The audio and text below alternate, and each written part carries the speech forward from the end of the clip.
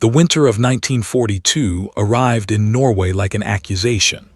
The mountains of Telemark put on their white armor, and the plateau of Hardangervidda turned into a flat, indifferent sea of ice where sound was swallowed whole.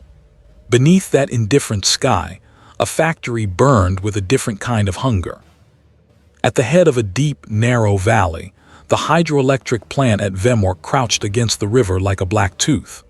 To the soldiers who guarded it and the engineers who maintained its turbines, it was a piece of industrial pride, concrete and steel, and the steady, inexorable thrum of power. To the men in London's intelligence rooms and to a handful of Norwegian scientists in exile, it was far more. The only factory in the world producing heavy water at industrial scale, a byproduct of electrolytic hydrogen-oxygen separation that, in the hands of a desperate regime, might become the heart of a weapon that would change everything. News traveled in cipher and in whispers. Reports from the Norwegian resistance and from scientists who had fled the continent hinted at the same impossible fear. German physicists were asking questions about chain reactions. They were buying time and material. They were not just tinkering. The Allies could not afford to let that factory run, not if the rumor of an atomic future was more than rumor. Enter Leif Tronstad, Oslo professor, wartime exile, man with a scientist's patience and a fighter's moral certainty. He had seen how quickly occupation chewed through normal life in Norway. He also knew the fine arithmetic of fissile material. From meetings in London, Tronstad had become the sort of dangerous idealist that spooks liked, quietly persuasive, technically literate, and intimately familiar with the rugged country he had left behind. He argued again and again that brute force would fail. What the Allies needed was a precise, surgical strike that would remove heavy water from the German reach, and more importantly, demoralize the illusion of invulnerability. The first attempt, a rush job with gliders and engineers flown from Britain, ended in disaster that November. The freshman glider force crashed on the plateau or was shot down. Men died not in a blaze of glory, but in the icy silence of Norway's highlands and in German prison camps. The failure was a hard lesson. The best plan was the plan the country itself could carry out, a raid by people who knew the mountains and could move unseen in their moods. So the plan changed. Instead of a noisy airborne incursion, the Allies would send a small team, Norwegian commandos, trained by Britain's Special Operations Executive, to cross the plateau by skis and sabotage the electrochemical heart of Vemork. It was a mapless type of warfare. Quiet feet in deep snow, sullen patience for days, timing calculated to the second. The idea felt almost classical. A few men, a handful of charges, a single spark in the belly of an enemy program. They chose well. Among the recruits was Joachim Gam Ronneberg, a dark-eyed radio operator with the easy competence of a man who had learned to read the weather as well as he read maps. Ronneberg had the temper of someone used to improvising under pressure. Others brought skills in demolitions, explosives, skiing, and silent movement. Each man wore the quietness of mountain men. Little said, much observed, nerves wrapped tightly around skill. Training took place on the Scottish moors, where the cold could be mild by Norwegian standards, but the lessons were the same. They learned to ski with packs that would turn their bodies into sleds, to move in a single file that left a confusing trail, to melt and refreeze footprints to mislead trackers. They rehearsed moving explosives through tunnel-like rock faces, learned the smallest things, how to cut through a rivet without leaving a glanceable mark, how to time a fuse to the nearest minute while your mittens fell numb. The genius in the plan was not merely that it harnessed mountain craft. It was in the way it paired local knowledge with modern intelligence tradecraft. Tronstad supplied what only a scientist could: the precise locations of storage vats and the schedule of shifts and supply deliveries. British intelligence supplied radios, explosives with carefully charted burn profiles, and a calm willingness to back a local plan with resources. The result was an operation that felt like a chess problem. The right move at the right moment would force the board into a check that the opponent could not escape. There were 1,000 small gambits inside the operation. The team would not attempt to blow the whole factory. That would invite reprisals and be difficult under the glow of searchlights. Instead, the target was surgical, the heavy water electrolysis cells and the store of accumulated heavy water. Disable the equipment, wreck the storage, and the German timetable would stretch into months. The commandos had to be inside and back out before dawn. There would be no conventional rescue. It was a return to the old calculus of resistance. Small teams, maximum effect. As the winter deepened, the men set out. They were dropped on the hard face of the plateau under a charcoal sky and a hush of radio silence. Skis hissed, packs creaked, days blurred. White masked everything. The only landmarks were the river's snarl and the hidden crook of ridgelines. They skied by night and hid by day, camping under snow like ghosts, eating the frozen rations that tasted like iron and will. At times they lost the trail. At times they walked for hours only to find the river had shifted course, or the wind had erased yesterday's cairns. Still, they moved with the quiet confidence of men who could read avalanches and the angle of stars. Between the men there were small private conspiracies. One had a sister in a village down the valley. Another carried a photograph of a newborn he had not yet seen. They joked in whispers about the food they would eat when the war ended. They argued about odds and about the ethics of sabotage. They were pragmatic philosophers. The job demanded courage, but also care. The men knew the cost. It was written in the faces of veterans who had lost friends in worse and in safer places. They also carried the weight of intelligence that made their lives dangerous in a different way. Berlin had scientists and resources. Berlin had the benefit of scale. The commandos were, eventually, a question that might or might not tilt the answer of history. That notion haunted them only briefly. In sleep, they tucked the thought into a corner of their consciousness, because there was no use feeding dread when you had to cut wire by moonlight. When at last they reached the shadow of the valley and the silhouette of Vemork came into view, the plant looked absurdly ordinary. A cluster of buildings, paralleled with steel walkways and the angry white of spillways. To the men who had skied nights and days to arrive under a sky the color of a bruised apple, it was a target, a series of glass and metal points to be neutralized. But to the rest of the world, it was industry. To the Nazis, it was a prize. To the Allies, it was possibility and menace rolled in one. The men staked out their positions in frames of rock, under eaves and behind boulder shadows that seemed to hold their breath. They watched German patrols chuckle across the river, watchmen sweep the yard with lanterns that swung like slow suns. They took notes, guard rotations, the songs the sentries hummed, the way a single light winked twice at the eastern wing before the tall man with the monocle went home. One night, as frozen breath etched the air and a single star hovered over the plant like a question mark, the team made the first move of their most dangerous calculation. Two men slipped to the perimeter, working like thieves to get close enough to listen to the swell of the machines. A third man took position with the charges. Ronneberg sat at a rock and looked at the valley, feeling the strange, small terror of men who have placed themselves between history's choices and the teeth of a hungry, bureaucratic system. They were not naive. They had read the files. They had heard the radio voices in London that pressured and praised. They had attended the cold briefings where statisticians mapped months and lives and said, with the flatness of people who must choose, if Vemork continues, the timeline shifts. If Vemork halts, we gain weeks. Weeks could change plans, reroute convoys, save thousands. The calculus of fate can be measured in hours and in fuses that burn through cloth and hesitation. When the charges were set that night, timed, primed, and camouflaged under lichen and stone, the men did not celebrate. They tightened straps, checked each other's harnesses, and tried to breathe like men who do not wish to be remembered for the sound of one final explosion. Ronneberg tied the last knot and looked back once at the plant, at the filament of light swaying in a guard tower. In his pocket he kept a small letter he had never mailed home. It was the shape of regret and the smallness of ordinary life. No one spoke of glory. No one pretended the risk would not take names. They had learned to move in a different register, where quiet was the most reliable weapon and planning the truest kind of courage. As dawn edged toward the pale side of morning, the men melted back into the plateau.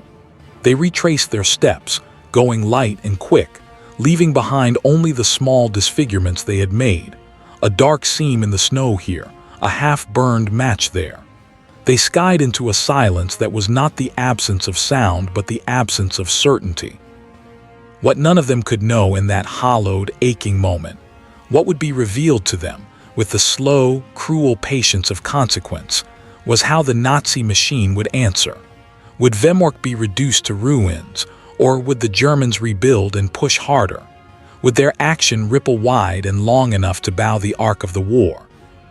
Those questions waited like gulls on a sea.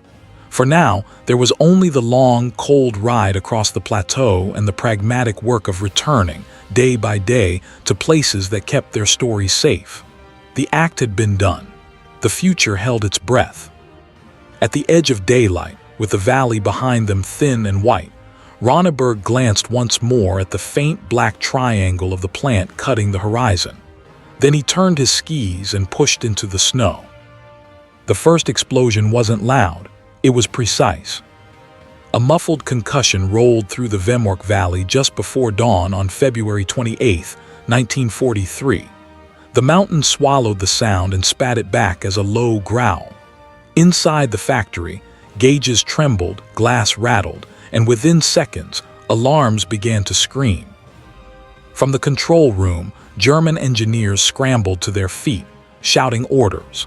But by the time the nearest guards reached the basement where the heavy water cells were kept, it was too late. The saboteurs had already vanished into the winter. Hours earlier, Joachim Ronneberg and his six-man team had infiltrated the plant with surgical precision. They had crossed a ravine so steep and icy that even local villagers avoided it in daylight. Using a single wire cable and sheer nerve, they climbed the frozen cliff face beneath the bridge that connected the factory to the mountainside. Above them, spotlights swept the snow. Below, the river thundered black and cold. "Once we're in, no talking," Ronneberg whispered, his breath fogged in the dark. "If anything goes wrong, we finish the mission first, always the mission." The men nodded, faces ghostly behind frost and resolve. They reached the service tunnel undetected, a small, forgotten passage used by maintenance workers before the war. One by one, they crawled through, their packs scraping against concrete. Every step, every breath, every heartbeat sounded too loud. Inside, they moved like shadows. They cut a padlock, crept past sleeping guards, and descended to the basement chamber, the heart of Germany's atomic dream. Rows of electrolysis tanks loomed before them, humming softly. Pipes dripped condensation. The air was heavy with chemical scent, ammonia and oil. Knudsen, the demolition expert, knelt beside the first tank. "These are the bobbies," he murmured. "If they're gone, the program's gone." Ronneberg nodded. He checked his watch. 00:47. They had 7 minutes. The men worked in silence. They fixed explosive charges to the pipe joints, primed the fuses with meticulous care. Every motion had been rehearsed in the cold barns of Scotland, every tremor of their fingers accounted for. The whole operation depended on timing and on not killing a single civilian. The factory workers inside were Norwegian, forced to labor for the Germans. This was sabotage, not slaughter. When the last charge was set, Ronneberg placed a handwritten note on the table near the control panel. It read simply, "We are Norwegians who love our country. This is not against you. Stay away from the basement." He lit the fuse. They were gone before the first detonation. The explosions were quick, controlled, designed to cripple, not destroy.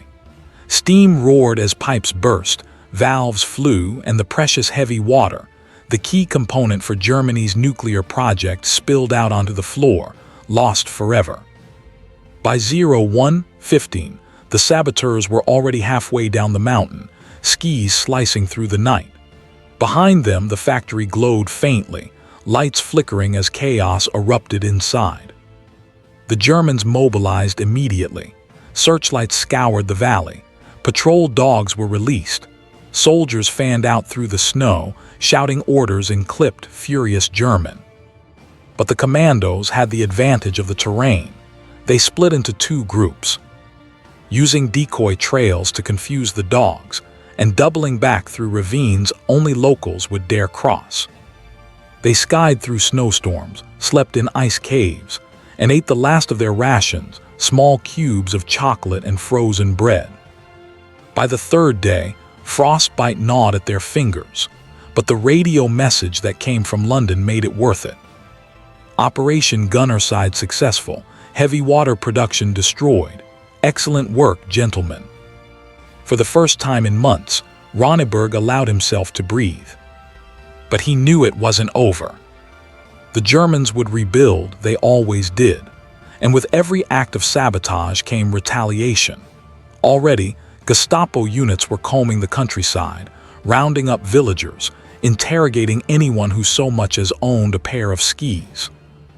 Ronneberg stared at the distant plume of smoke rising from Vemork and said quietly, "This was the easy part, now comes the chase." He was right. Within 48 hours, the full weight of the German occupation turned toward them, and what followed became one of the most remarkable manhunts in the history of the war. The wind over Hardingervita Plateau could cut a man open without a blade. By dawn on March 2, 1943, that wind carried the roars of engines, German trucks and motorcycles flooding the valley below Vemork. Orders came straight from the highest command in Oslo. No one leaves the mountains alive. Bring the saboteurs back, dead or breathing. Captain Joachim Ronneberg and his men were already ghosts in the snow. They had crossed rivers that froze solid around their boots, climbed ridges steep enough to tear the nails from their fingers. Behind them, a trail of blood, faint and quickly buried by fresh snowfall. But the Germans were relentless. Hundreds of soldiers, ski patrols, and Gestapo units advanced in wide arcs. Planes circled overhead. Dogs howled through the pine valleys, catching scents that disappeared into the wind. The hunters did not realize they were chasing men who had grown up here, men who could read snow as others read books. On the fourth night, Ronneberg's team reached a narrow gorge near Lake Mosfaten. The temperature dropped below degrees C. One man, Knutson, collapsed from exhaustion. Frostbite had turned his fingers gray-black. Ronneberg crouched beside him. "We stop, we die," he said softly. Knutson nodded, teeth chattering. "Then I'll keep walking." And he did. They all did.